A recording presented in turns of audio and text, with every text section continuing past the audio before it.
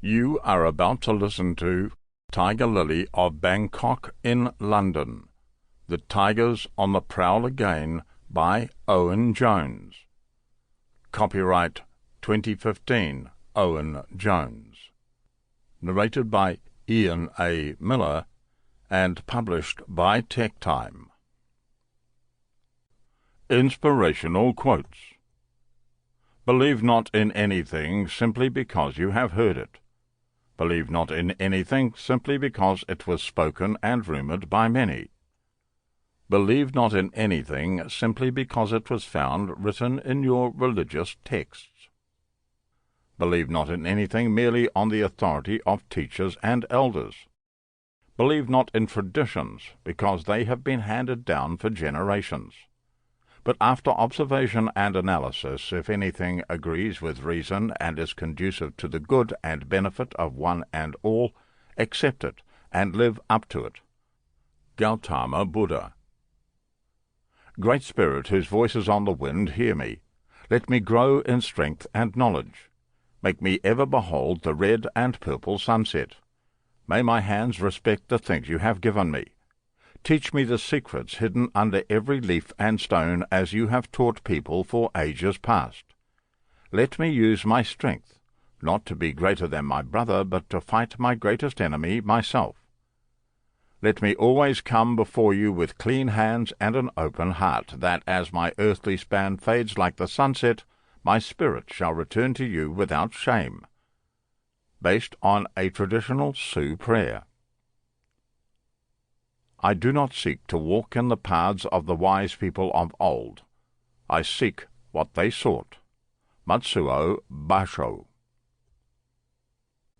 1. The Sunday Times.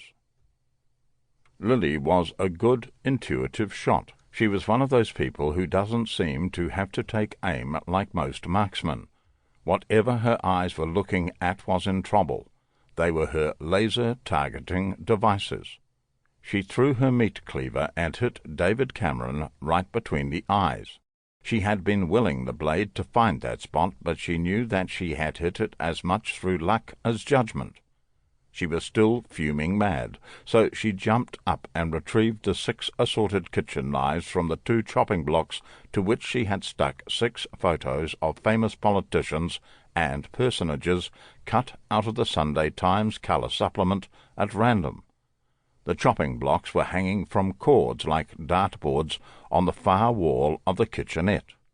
How dare they, she said to no one but the photographs, how dare they allow child abuse to go on under their very noses and do nothing about it? Leon Britton got a steak knife in the right eye, but she was still most proud of the Cameron shot, although hitting any part of a 3x4-inch photograph from 10 feet with ordinary domestic cutlery was quite a feat in itself, especially as she hadn't practised since she'd left Bangkok. Lily was no ordinary young woman, though. She had studied martial arts in her native Thailand and taken up archery in conjunction with that. Throwing knives, or indeed anything sharp, had just happened, because she couldn't practice archery in her flat, first in Bangkok and now in London. She was still a medical student, but she had managed to get a placement in the great Ormond Street Children's Hospital for 2 years. She had 1 year left. Her English had been good since school, and studying medicine had meant that she had had to read a lot of medical books and journals in English. She had decided to force the pace by reading the Sunday Times from cover to cover every week, and it did take her all week to accomplish. Today she had been reading about the suspected pedophile rings operating in Dolphin Square, and some of the orphanages, children's homes and hospitals up and down the country. Margaret Thatcher and Jimmy Savile caught steak knives in the head for the 4th time each. They had thwacked in hard, and were still vibrating from the ferocity with which they had been thrown.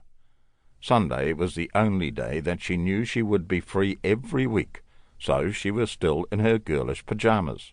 She was also entitled to a 2nd day off a week, but sometimes she took 2 half-days, and other times she just worked it. She didn't really have a lot of use for free time. She still hadn't made any close friends. Sample complete. Ready to continue?